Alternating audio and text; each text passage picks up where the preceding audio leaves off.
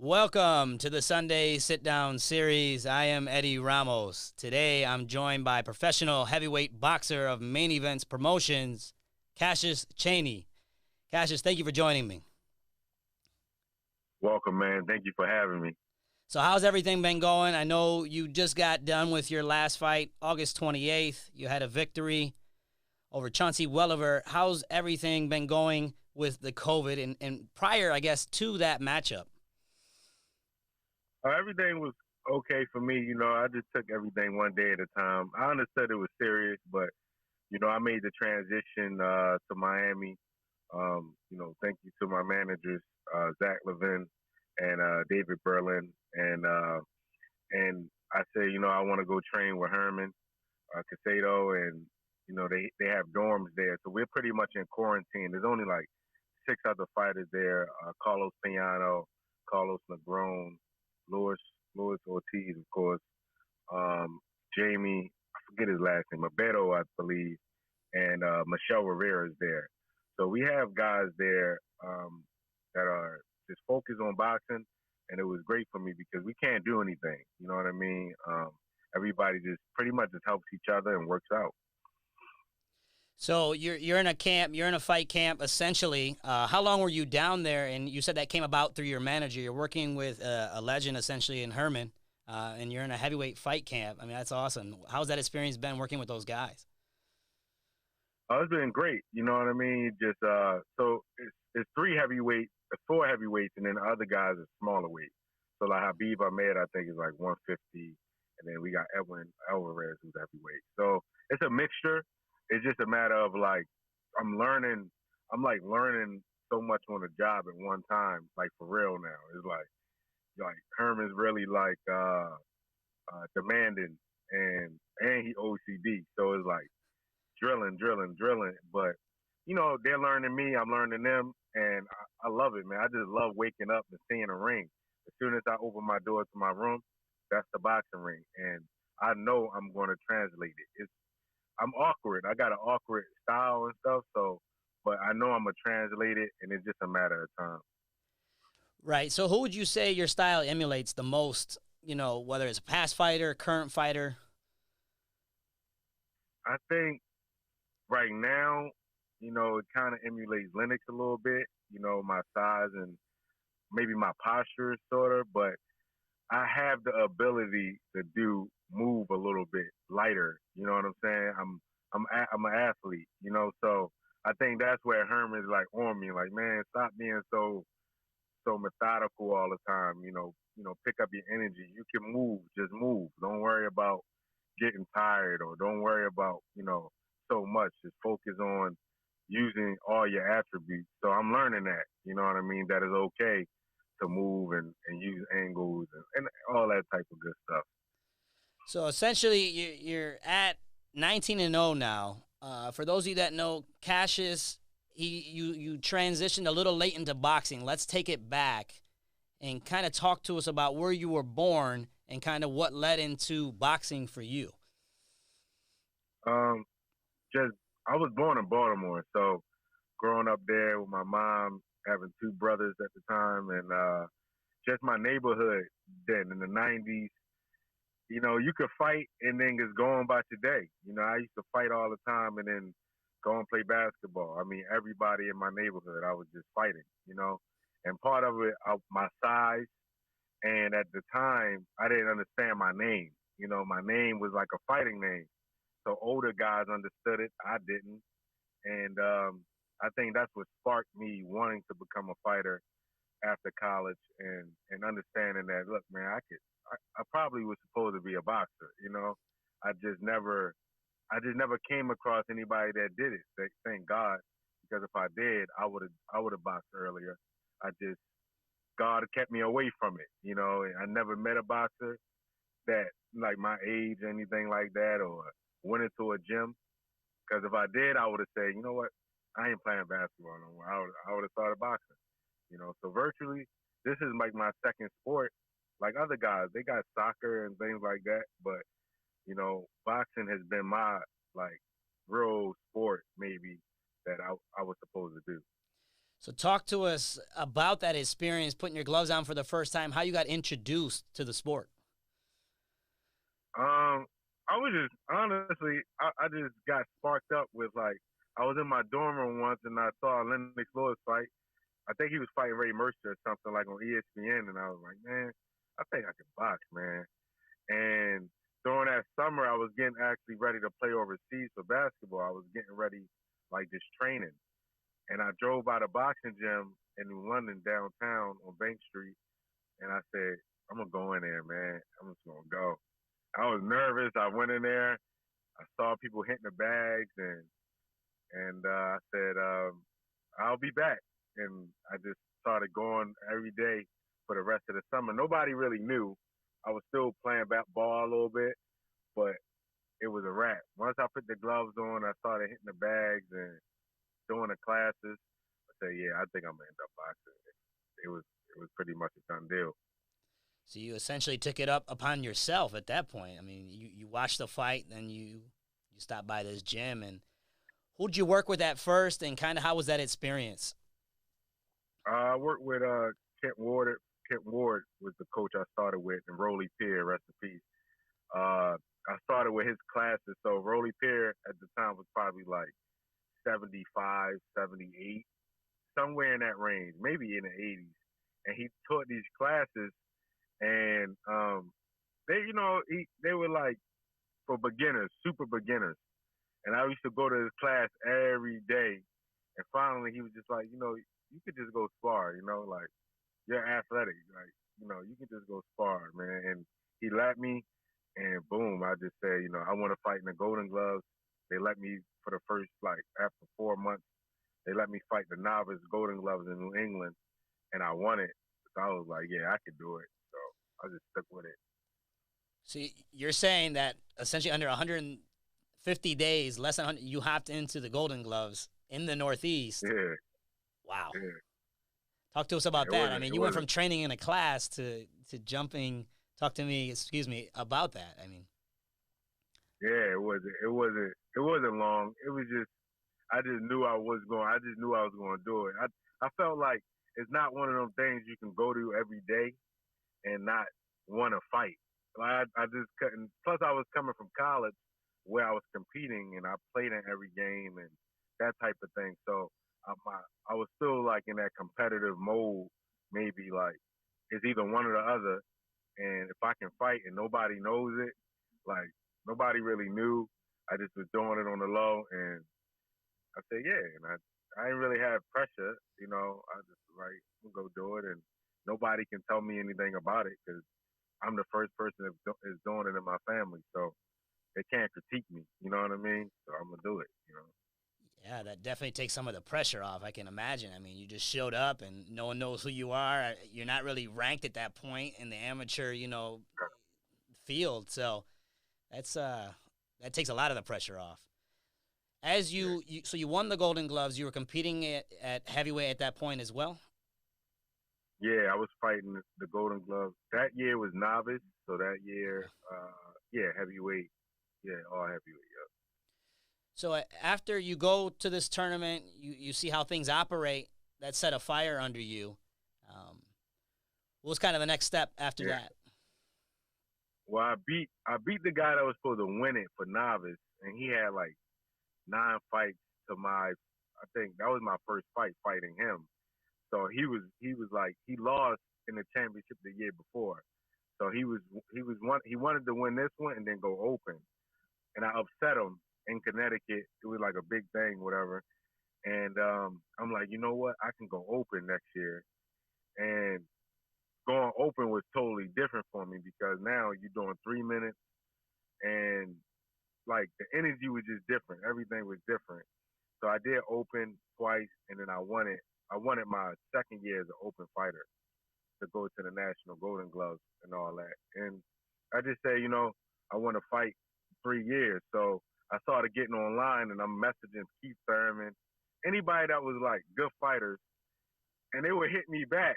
So it was so like it was cool. Dominic Brazil, and he told me like right away, listen, man, I give you this advice: stay amateur 3 years because you're a late starter like I am, and then decide on what you want to do. And that's what I did, and it worked out. That's really cool. So you actually just reach out to the guys directly to get, and I think that's being just open-minded. A lot of people, don't realize they want to have such a big ego. You put your ego to the side, and you're like, I got to seek how I can improve. Right, right. Yeah, really good, it was man. cool, man. Keith Thurman was cool. He said, man, you can lift. You're a heavyweight. Before I think it was right before he became champion too. But those guys would just hit me right back, man. It was cool. I was on Facebook messaging everybody and just seeing who would just say, give me some advice, and it was cool. Definitely. So who did you spar, Cassius, like in this time? I mean, you're in that gym. You were fairly new. You're 6'6", coming off a college basketball career, looking to play overseas. Who's in the gym that you're able to spar? You're a big guy. Nobody at that. Nobody really at that time. But Brian Macy, who was a pro fighter at the time, he was coming through. So everybody, even the coaches, they had way more experience than me. So they would get in there at this particular time, and they'd get off, you know what I mean, on me. And then right after, they'd come over to me like, man, in 4 or 5 months, we're not going to be able to spar with you, or 6 months, we won't be able to get in there with you. So it felt good to hear that, afterwards. And on the time when we were sparring, I was so mad at them. And then after this, in a few months, we ain't gonna be able to spar with you at all. And that's what happened. They stopped. Once I started getting better, and they wouldn't even get in the ring at all. So it was cool to see it transition. So that's interesting. You made your pro boxing debut in 2015 in Connecticut. Yep. So about how long between this novice Golden Gloves tournament to turning pro? What's the time frame there? Was it the 3 years you said? Yeah, it was 3 years because I started in maybe like the end of 2012, that type of thing. And then I turned pro in 2015 in April. So it was 3 years. It was about three and some change maybe. Yeah. I turned pro, in 2015. Yeah. So in moving forward with your professional career, talk about your first pro fight, that experience, and then I want to say in your third fight you fought at the Garden. Is that correct? Madison Square Garden. Third fight was Vegas. I fought at the Garden in my You're right. Maybe my 12th fight, but my third fight was Las Third Vegas. fight was in Vegas. I'm sorry, I knew it was somewhere big. I mean, that's a big deal. Yeah. So my bad. Yeah, that was Mandalay Bay. It was cool, man. It was just like I learned so much. I had like a backwards situation because I went to so many camps when I started as an amateur. So Eric Molina brought me in for Wilder, and that was a huge deal.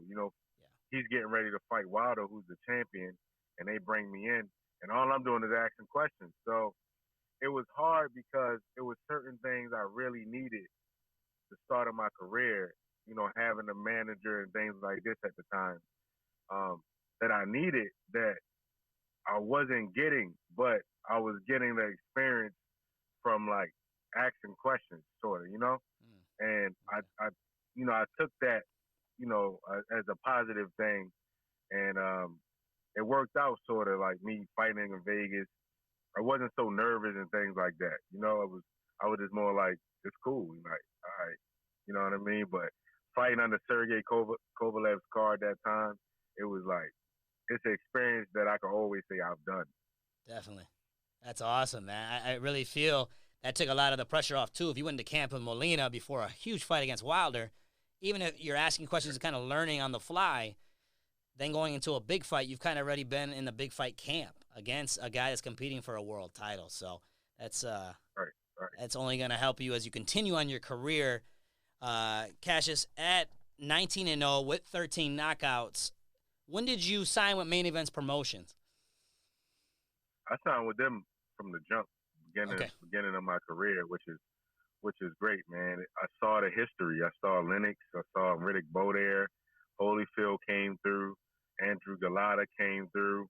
So many great fighters, but great heavyweights came through Main Events Promotions. You know what I mean? And it was just like I walked in the office, and I kind of I really feel like a lot of gratitude towards them because they took a chance on somebody that didn't have a lot of amateur fights, didn't have a lot of experience, just an athlete, just a, a student slash athlete that that comes from a background probably of fighting, but not boxing. You know what I mean? And they took a chance on me, and I've been with them since the start. Yeah, Main Events Promotions, as we all know in the boxing world, Kathy Duva runs the show. She's been in the game forever, and truly, that's people have to put in perspective. Main Events, Star Boxing, other promotions as such, to get on that type, to be signed by them is a huge deal. A lot of people don't grasp that in the grand scheme of things. So you're fighting in Mandalay Bay. You're in your third fight. We move on in your career. What would you say is one of your toughest fights thus far? My toughest, well, honestly, I would say John Bolden was a really tough fight for me. I had just gone back to Baltimore to train, and it was tough because, like, one, he had experience, and two, he could fight. And I was like overtrained. I just let so much. It was so much that went on in like what year and a half of me boxing that I was like, man, I'm gonna just train, train, train. I get in a fight and he like taps me. He throws a good punch, but it wasn't like solid. It was just a tap, and it just knocked my equilibrium off, Right. And for me to get off the canvas to win that fight, to come back to win that fight, that was a tough fight, but I think I got some stripes for that. And then my last fight with Chauncey Welliver was tough in its own way. Like it showed me that look, man, just use your jab, wear people down with the jab, and then the right hand and all that combination stuff will be there for you. Just take your time because there are guys that's willing to take some punishment to try to land one. And I think that was a tough moment for me to learn that, just listen to your coach. You know what I mean? Just listen and you'll be all right. So Yeah, talk to us about that last fight. I mean, no fans. You're on Boxeo Telemundo for the first time, and I can speak for experiencing working those type of events. That's very different. I hope one day, Cassius, you can come back and fight on Boxeo Telemundo when the fans are there. Because let me tell you, that fighting in Osceola Heritage Park at Kissimmee Civic Center is an experience. You'd almost feel like you're at MSG. Literally, the fans are on top of you, and it's really an experience. So talk to us about that. oh, it was different, man. It was. I never thought about the fan thing at all. Like prior to me coming out or fighting, I really didn't. It wasn't even in my mind. My coach said, Chauncey, he's been around and I saw he's only been stopped 3 times out of 70 fights. So I'm like, okay, he could take some punches, but I'm like, he can't take mine. Like I'm gonna get him. And I should have listened because Herman said, listen, just take your time and set him up, and early on I thought about doing it, and then I started hitting him, and I'm like, I realized, there's no crowd noise, and that was like probably the first time I say, oh, it's no crowd noise. Like I'm hitting them, and I don't hear no oohs and ahs, and and then he kind of dumbed it down with winking and nodding, and kind of like dumbed it. He kind of like dumbed the environment down even more, So it was like a good experience for me because I learned there are vets out there that can take punches, and there are vets out there that can, lure you in to try to make you, go to sleep, So you got to stay on your P's and Q's. Definitely, definitely. And Herman was directing you, and you're sitting there wailing on this guy, throwing some hard punches. That messes with your psyche, and then he's playing the mind games as well. Shout out to Chauncey Welliver, tough opponent, and you got the W. You're moving forward in your career, Cassius. What are some of your short-term goals as well as your long-term goals? I say short term is just to get better as much as possible, get stronger, probably get my legs a lot stronger, my body stronger. But just by 2021 to be in that contention, that phase, because I am an awkward guy. It's crazy because there's certain things I look back on when I'm doing them in a fight, and I'm thinking like it's kind of ugly. But then I watch it on film, and I'm like, I kind of do that on purpose. Some things I just got to learn when to do them, and and how to control when I do them, because to the outside eye, it kind of looks like, sometimes it looks like I'm just being lazy. But me, I'm saying, hey, look, this guy can't hurt me, so I might give one to get one, and sometimes I don't have to do that. So I'm learning how to just try to be a pro. And I think by 2021, I should be a pro, being in this environment that I'm in. The sacrifice, man, it's tough. Yeah. So the plan is to continue to train with Herman down in Miami Yeah, and move. yeah. Yeah, I'm staying with Herman, man. Yeah. He's hard, man. Like, I always say this about my dad. I say my dad is more of a boxer's father. Like, if he would have put me in boxing, then he would probably be my trainer today, or we might not be talking. It'd be something like that. But Herman has that same. They got like the same personality. It's weird, and I can deal with it from Herman. You know what I mean? Like, I can just deal with it. One, I don't see him every day. I mean, I see him every day, but he's not living at the gym all the time. So it's 2 hours of him demanding you to work hard, and then rest, and then another hour, whatever you got to do. So it's just a different environment, and I love just learning from him. Yeah. So is it the transition? It sounds like it's been very good. It's got you focused. You're boxing all the time. You're right there at the gym. How often are you able to talk to your family, go back and see them? I know with the COVID, but prior to that, like your relationship with your family, talk to us a little bit about your family, Cassius. Oh, he's pretty. I talk to my brothers and my nephews like all the time. My dad, my mom. My second parents. You know what I mean? I'm pretty much in contact with everyone. And Herman's cool. I mean, it's not like we gotta. It's sort of like jail, but I was gonna say lockdown. We not. Yeah, we on lockdown, but it's like after you fight, we able to go and. What do I mean? I go to Walmart. I'll go to Walmart because Walmart's like right behind the gym. Okay. So I'll go there a lot just to get out and just, see different people. You know what I mean? It's cool. It's not like we're stuck. You know what I mean? We just gotta be careful and don't bring nothing to the gym. Right. So Cassius, we look forward to your career as you move forward. 19-0, 13 knockouts with Main Eventing Promotions. We truly appreciate your time. I truly appreciate your time today.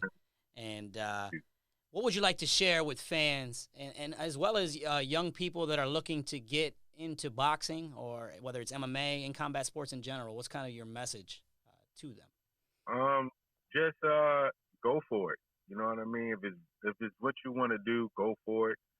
I know it's things that, I know people always giving me different type of advice on how I should look in the ring, or how, but, I listen, and I'm trying to just put it all together. You know what I mean? Because I'm not done getting better yet, and always be willing to learn. You know what I mean? And that's as much as I can say. Is just I'm thankful to Main Events. I'm thankful to my trainers, my management, my family. But just go for it, and then. Whoever's going to support is going to support. Whoever's not, they might support someday, or they might not. You know what I mean? But just go for it, whatever you want to do. It's a great message, Cassius. I truly appreciate your time today and sharing your story inside and outside of the ring on the Sunday Sit Down Series. I'm Eddie Ramos. Cassius Chaney, look forward, like I said, moving forward with your career. You have a bright future, and great message today. Thank you for your time. Thank you, Eddie. All right. Yep. Take care, Cassius.